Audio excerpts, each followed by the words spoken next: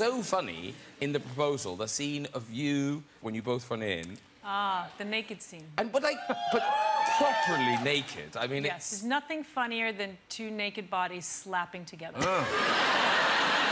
There's nothing sexy about it at all. It's funny. It's not like your hug. It's not intimate and sensual like it can be frightening, can't it? I'm sure for Ryan, seeing me come at him at that speed was a little scary, but... To confess, I wasn't really looking at you. I don't blame you. But I remember you looking great. No, I don't do naked for sexy. Naked only works for me in the funny. But it was great. What did you say? You don't do naked in the serious, only in the funny? Yes. Okay. Maybe that's... Yeah, I don't know, you know. No, on film, they're not like awkward in real life. anyway. I mean, they're awkward No, it's anyway. like, yeah, anyone put, like, literally always, look at... If you're having sex and you get recorded awkward. and you don't know you're being recorded, my guess, not that I've ever done this... I was going to say, this is a weird story. ...is that you don't look good doing it. No. Oh, you know. Yeah. You just, this doesn't... Nobody... I can't imagine that someone would look good whilst having... What? Intercourse, not knowing they're filmed. But have you noticed anytime someone has a sex tape, it's beautifully lit, they've got the good angles, they're like, that's right, that's like over the shoulders. Who does that? Do you not? Who does that? I got some friends that do that.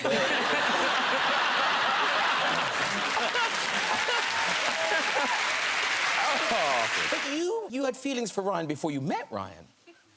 Are you telling me this, or is this something... Something you said. You said it in... No, I have said it. I saw the proposal, and I have no shame in saying that even though I saw it alone all 3 times, that I was a fan. Wow. I am a fan. I just cannot wrap my head around you sitting and watching the proposal. Yeah. No, like, not at all. Look at, yeah, right. look at that. I can see you watching it and just being like, this guy. No, I felt that when I saw Green Lantern. Okay, yes. So did I. I know you did. Really after The Crown, you get recognised a lot more now. When you go to a party... I did, yeah. It was one kind of horrifying moment where I was like, we're in the shop and we're on the way to a party, and I was like, I need to just pick up some vodka. So I picked up a big bottle of vodka, and I was like, what mixer? I don't know, I couldn't decide, so I just had the bottle of vodka. And everyone else had a drink, so I was walking down the street in Dalston, and I cracked it open. I was, like, swigging it down. As I was swigging it down, this girl walks past me, clocks eyes with me. I think maybe because, like, the drink and the sort of expression on my face and, like, the combination, she sort of was like, Princess Margaret. I went, no, it's not what it looks like. I like that. And then she walked down the street and she was like, oh, my God, to all her friends. And she was looking back. I was like, no, it's not. Don't worry. She's so method. Yeah. Right? It's just like, it was like this, like, slow-mo like, eye lock, which was like, oh, my God, it's all true. Yeah. So, yeah. Because, Ryan, what was it then you were recognised? Was it a honeymoon couple on a plane? There were, yeah, there was a couple they were on a honeymoon, and the plane hadn't yet taken off, and the woman who had just gotten married just became violently and horribly ill on the plane. I mean, it was not like a pretty little, like, sick bag kind of thing. It was just like, I'm going to paint with my organs. Like, it was just crazy. And people were freaking out all over the plane, so they brought a stretcher down, and they put her on the stretcher, and they're wheeling her away, and, like, her new husband is just kind of cruising along with the thing, and he sees me, and he's like, Deadpool!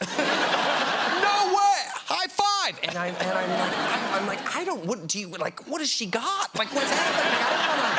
I don't wanna, like, he's like, let's touch eyeballs. Like, no, like, and by the way, your wife is like half dead. Help her, man. So it was just a very surreal moment. I'm sure they're fine. I'm sure they're on their 2nd anniversary now. Yeah, just kicking it somewhere. Because you famously worked in publishing.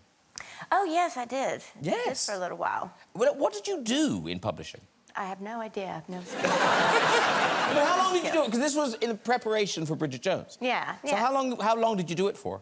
Let's see. I went over in January. We started filming after Easter, so... A couple of months? Yeah, a good few months, yeah. So, like, you must have done something. Well, yeah, I did. I got the coffee. I made the coffee. And I had to cut anything out of the local periodicals or that are about the authors that the publishing company represented. So I do that and then file them away. And I had to organize the book launches and things like that. Yeah. Wow. Yeah. And who did they say you were? They said that I was Bridget Cavendish, so a relative of the gentleman who was the owner of the publishers, which explained why I got the job with absolutely no skills whatsoever. Now, when it comes to publishing a book, though, as far as I know, I think publishers are very keen on lots of stars on Amazon. You want good reviews. And I read a very good review for Louis' book. It's 5 stars here. Oh, that's it took a long time to write, and I've read it several times. I think it's pretty good. Yes. Now, they've taken it down. They took it down. They thought it was a conflict of interest. I mean, I'm the only person I know who's read my book more than once, so I would think that qualifies me to have an opinion. Yeah. But they disagreed. But the result was that my social media following, then once I announced that this had happened, all en masse began giving 5-star reviews to my book on Amazon. Oh. But all the reviews say, well, I haven't read the book, but I'm sure it's really good. It's all about the stars. Now, you, Grant, when you talk about your co-stars, you're quite open about talking about your co-stars. I don't remember, you gave an interview to Elle magazine, and they asked you about your various leading ladies. Do you remember some of the things you said about them? I think it was regrettable. Well, Emma Thompson, clever, funny, mad as a chair. Well, that's true, you know Emma. Yes, and in fairness. Yeah. I'm quite a mad chair. Yeah. Renée Zellweger, delightful, also far from sane. Fair. She is genuinely lovely. Yeah. But her emails are 48 pages long. Wow. Can't understand a word of them. I'll put them on Twitter. That Sandra Bullock is genius, a German, but too many dogs. Way too many dogs. Yeah. Then we get into a run of these. Julianne Moore, brilliant actress, loathes me. Yes. Rachel Weisz, clever, beautiful, despises me. Yes, yes. Drew Barrymore made her cry, hates me. That can't be true. No. Julianne definitely hates me. No, Rachel Weisz, I think we got on fine. I don't know why I said that. Maybe I was going for a comedy triple. I don't know. I don't know. Who was the third one? Drew Barrymore. She made the mistake of giving me notes. How would you take that? Oh, well, when you're acting with someone and I took them very well, didn't I?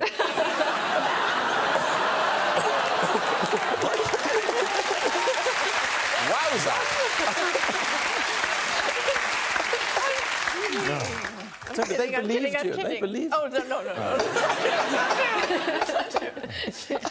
Emma and Ryan, of course, everyone loved you together in La La Land, but this isn't the first time you worked together. You worked together, Gangster Squad, and then in Crazy Stupid Love, we've even seen you dance together before. Interesting pose on me. I noticed you're shirtless. So double whammy. But now what happened? Because the dancing didn't go to plan in Crazy Stupid Love. No.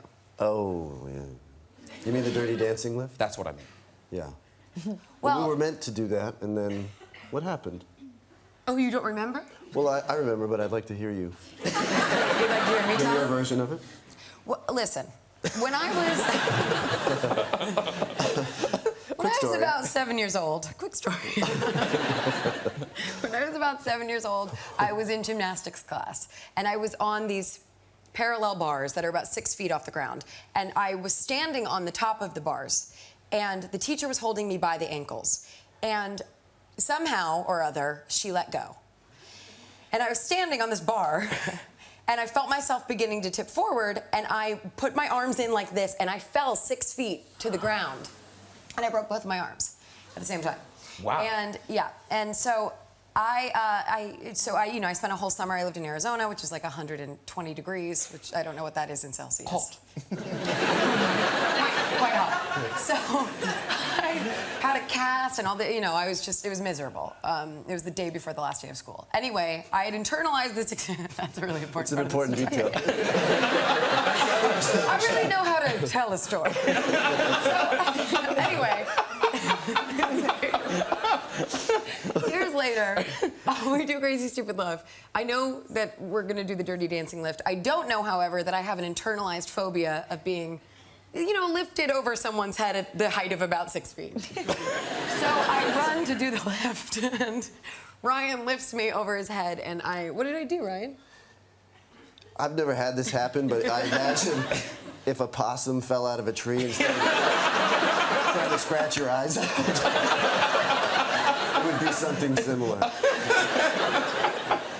It was a lot. And then it was like a full meltdown. I mean, I had like a real meltdown. Yeah, you had to go. I had to go you crawled in bed and watched Labyrinth. Labyrinth. We were in a house, and she was like, I have to go watch Labyrinth. For an hour, I went and laid down crying, watching Labyrinth. This is so stupid. And then Ryan came in and was like, yeah, right? And then the directors came in and were like, yeah, right? We're gonna use the devil. And I was like, great. By the way, Jennifer Connelly is a revelation in this. I've never seen it. Anyway. But now, but then you did agree to work together again. Yeah. So let's talk about La La Land. It's a modern love story, but told in this sort of sumptuous, old-fashioned kind of Hollywood musical style. So I guess talk us through the story a little bit, just to... I play a woman named Mia who has been living in LA and auditioning for 6 years. This is an actor's tale, like pretty crippling process. She's been going in for a lot of auditions, and you see some in the movie that are just some pretty hardcore rejections. And she's working in a coffee shop on a studio lot, and she's sort of at the end of her rope, having auditioned, and nothing's really come together. And Ryan? I play a struggling jazz musician named Sebastian who feels it's his role in life to save jazz, but instead is just playing Christmas jingles at restaurants and plays in an '80s cover band, plays the guitar. And I guess for you guys, it must be kind of amazing. You must have never That's an important detail. It was the day before the last day of school. But both of you must have thought you would never get the opportunity to make a movie like this. You know, with those big, long dance sequences and all that stuff. Yeah, it was pretty special. Right, Ryan? Right? Yeah. Nothing special for both of us. Right, Ryan? Yes. Well, I grew up loving those old-fashioned Hollywood musicals from the '50s, but I assumed they were a thing of the past. And then when I met Damien Chazelle, the director, he was so passionate about making one again, and not just a kind of nostalgic, those were the days kind of film, but he felt there was a way to make them feel relevant again. So that was, it was an exciting idea. And I mean, any film takes preparation. There's, you bulk up for parts, you learn accents, but the preparation for this thing, it was so much, because it's, the dancing, the singing. Could you play the piano before? Yes. I play a few chords. Again, no, he couldn't. I always. I mean, he learned to play the songs in the movie. Those are his hands the entire time. I mean, he's playing jazz piano, and he learned it from scratch for the film. I just think it's amazing.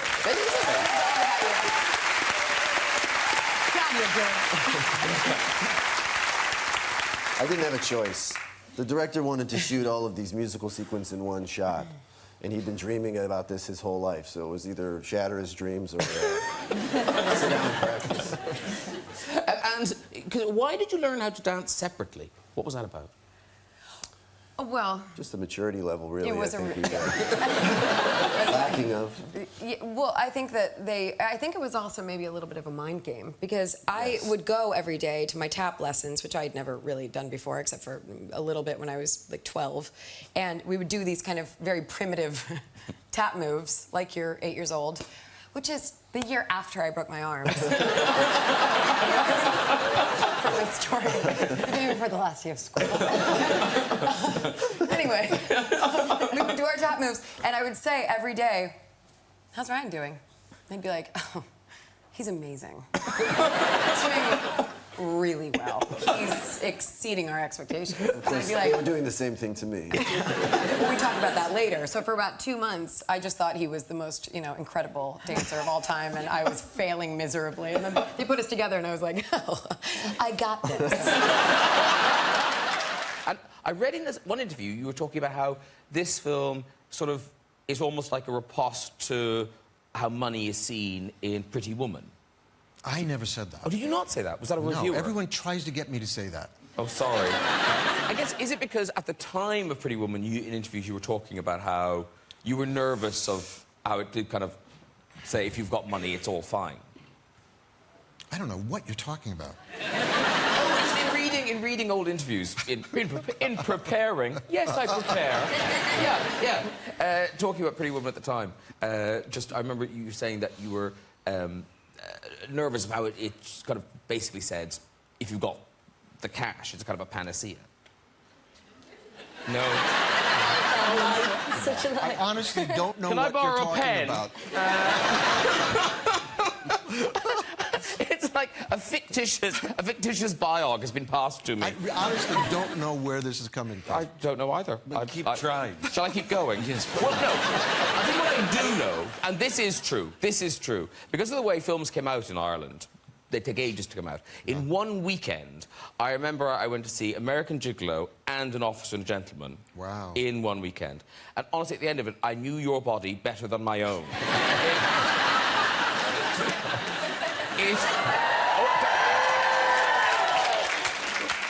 This was Ireland. It was... Oh, my God. I wish I still had that body, by the way. It's in there. Now, in American Gigolo, is it true that the suits were actually... They were made for John Travolta? Is that true? No. No, actually, it's not true. No, what happened... Were you in An Officer and a Gentleman? Yes. Somewhere. Good, you can stop now. You got a yes. Phew, we're back on track. But you have been in all these iconic films, and so you are famous, presumably all over the world. Is it Borneo? This is another one of this guy. No, I have never been to Borneo.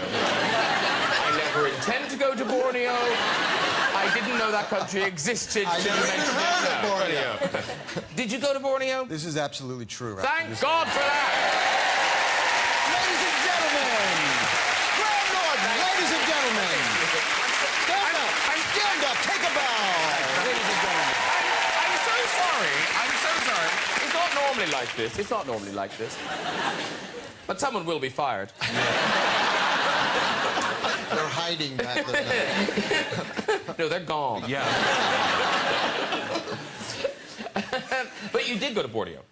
Well, I did. This is actually... Do you want the long story or the short story? How much time do we have? All the time in the world. Well, we just cut through an awful lot of questions there, so... We're nearing the end now. Shall I go to the audience again? I don't know. Do that later. All right, so I'm in Borneo, and I found a flight that got me to, I think it's called Samarinda, was the capital of Indonesian Borneo, and I arranged with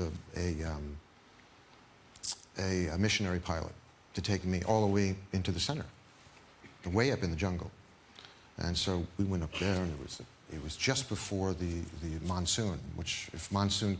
Man, I could stretch this story out. I thought, man, this is like... I just remember this could go forever. This is a dinner story. Can we order dinner for everybody here?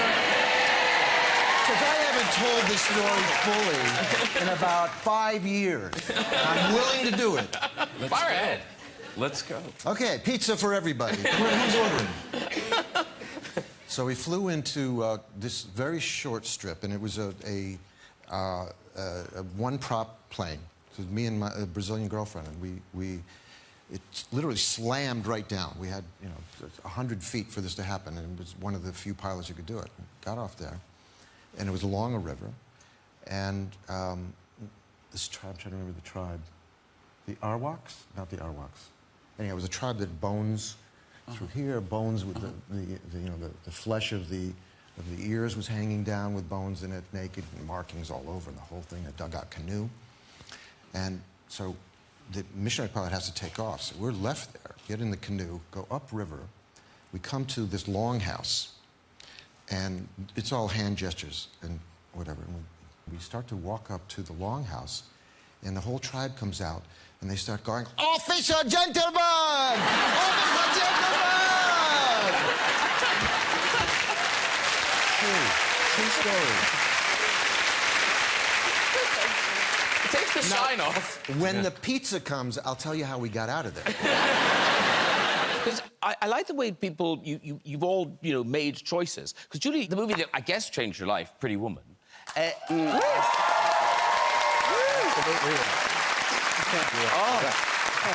We're all Americans now.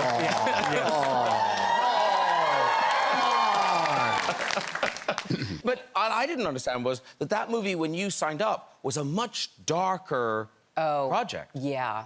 Yeah. Well, and I auditioned for this movie that was called 3,000, which was the amount of money that he paid her for their time together. And she was a drug addict, and it was not a healthy relationship. And the movie ended by him pulling down this side street in Los Angeles, and they have a fight, and he just says, "Get out," and he kind of throws her out of the car, throws the money on her, and drives away. The end. And so I got that part in that movie and felt really proud. And then the company that was making it folded, and the movie disappeared, and I was crushed. And the next thing I knew, they said, "Oh, Disney picked up this film." To which one says, "Oh, naturally." Right. And Gary Marshall's going to direct it. I was like, "Oh, of course. This makes perfect sense to me." And so I went in to meet Gary, and he told me all the ways he was going to change this and make it funny. And am I right that they were still kind of writing it as you were filming? Yes. We would maybe break for lunch at 10:15 in the morning because we were out of pages. And we would just kind of make it up. Okay. Wow. Yeah. Gary would do things like this. You can attest to this. Yes, yes. Be funny. Action. Yeah. Try to make it like lively with some humor. Say a thing that will make her laugh. Yeah. And then you say a thing that will make him laugh. Do something. Yeah. And somebody get me some tuna. Yeah, I need tuna now. All right, let's begin tonight. A Star is Born opens everywhere on October the 3rd, starring Bradley and Lady Gaga, and also directed by Bradley Cooper. So it's a big deal because it's a story that I think, people under 50, they didn't see Barbra Streisand or Chris Christopherson or, so it's a fresh story. If people haven't seen it, tell us about the story. Well, it's really not like any of the other versions in the sense that these characters are completely different than the other ones. Jackson Maine, the character that I play, is a rock star who is successful, and the other ones, his fame's dwindling. This guy can tour, and just the reality of today, you can tour and have a canon, a library of songs, and you can make money till you die. And he also doesn't worry about being eclipsed by another person. Fame is not something he thinks about. And she plays not the ingenue character that's always there. She's 31 years old, and she's bitter because, not bitter, resigned herself to, I don't want to talk about your character without, but resigned, it's your character now. But I am, yeah. But has resigned herself to singing covers, and she's an incredible songwriter. Because we wanted to tell a story about finding your voice out here in this world and how hard that is, especially when people are telling you what you are and who you're supposed to be and what you can't do. And I also really wanted to tell a love story. Like, what happens when two people actually really love each other?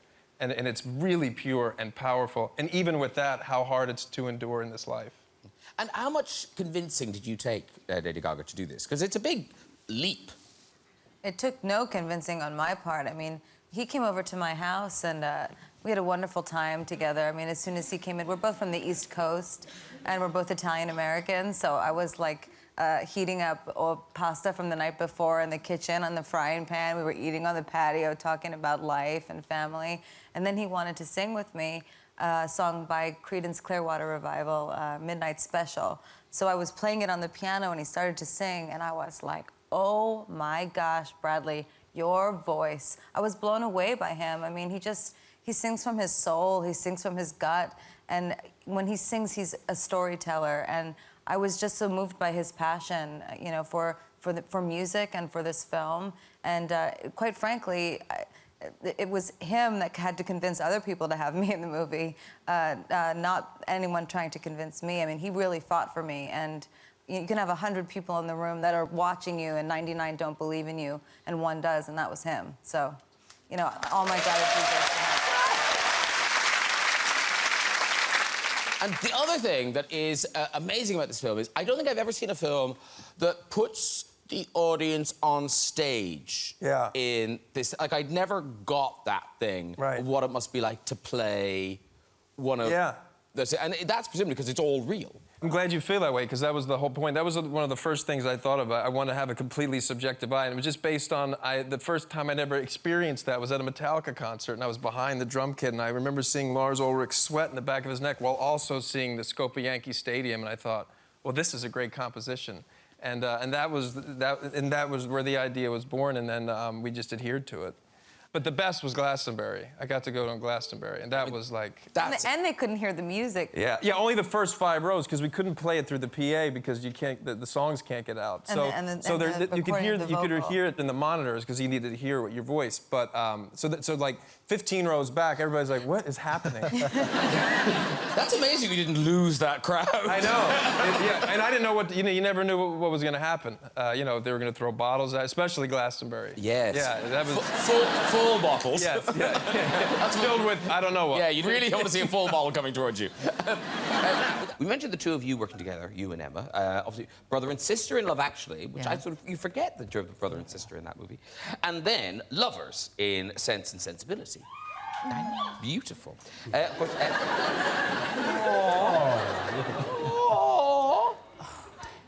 He was so grumpy all the time. So grumpy. He knew me, he'd known me for years. There was nothing there for him. He knew that I wasn't going to cough up.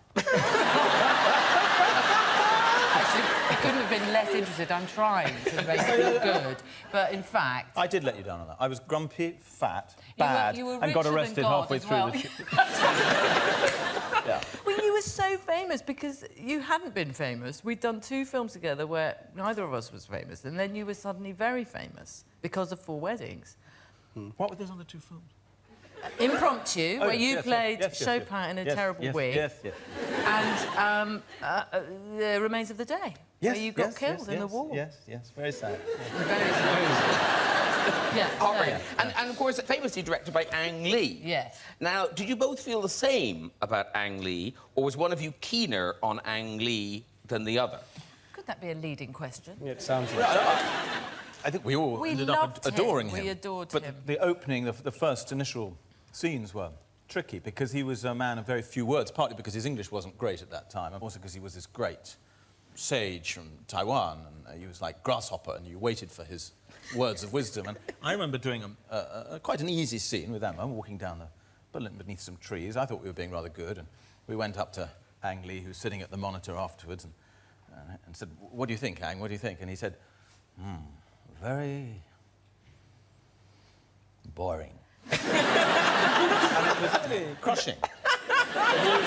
He hadn't developed the thing of telling, you know, English actors, me in particular, I have to be told I'm marvellous all the time. I hadn't got any of that.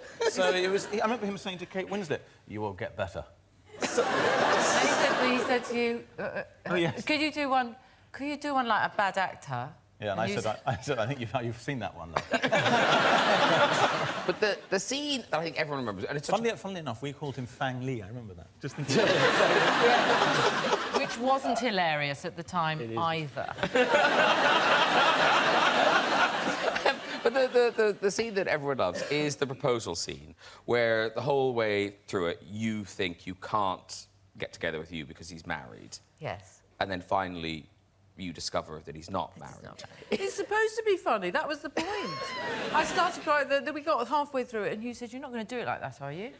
Well, I don't like anyone being good in a scene with me. I hate that. I was supposed to be full of love for you, and I felt nothing but undiluted loathing.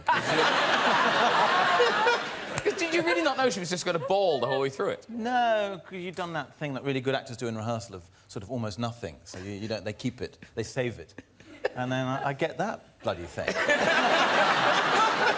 No, because you kept going. Yeah, all the way through. That's the gag. but you are incredibly good at the crying, Emma. I mean, there's that one. There's The Remains of the Day. That crying. A lot of crying. Is sensational at the end of it. And of course, Love Actually. Everyone loves the Love Actually crying. Heart-wrenching. No, see, look, everyone loves that crying. Do you have a shortcut to crying? No. Like a dead dog or whatever? No. No, I don't. No. But are you upset when you're crying, or are you just like yes, I'm crying generally now? speaking pretending to be somebody else. And that person, whoever it is in some difficulty for whatever reason, and that produces the emotion required to Well, fascinating. Fascinating. I could no more do it than fly. I have to have a woman come and blow Vicks Sinex into my eye. And even then, all you get is 3 yards of snot. I don't know if I'm wrong or right. I get the impression Andy McDowell not very sweary. You're wrong about that. I wish I wasn't. I think I was, when my kids were little, I really cleaned up my mouth. But they're adults now, and they cuss. So, especially my girls who are actresses. I don't know, there was something about acting, and all of a sudden you cuss. It's the truth. But, no, I don't say normally. I did that especially. They said you weren't allowed to say that word on this show. Andy McDowell can. Oh, my goodness. You know. I was so prepared. You know. Nobody Andy, told me. I don't know, they didn't tell me. Security, the set's being shut down. The set's being shut down. She pulled the cord. A lot of times, though, like when if I mess up when I'm working, I don't know what you guys. You're probably very self-controlled. Like if I don't get my line right, I'll do this. I'll go fuckity fuck, fuck, fuck, fuck, fuck, fuck. Guess where I got that from? Yes. 4 Weddings and a Funeral. Of course, yes. And it makes everybody laugh. I was just But thinking, it right? just comes flying out. Fuckity fuck, fuckity fuck, fuck, fuck, fuck, fuck. Just like that.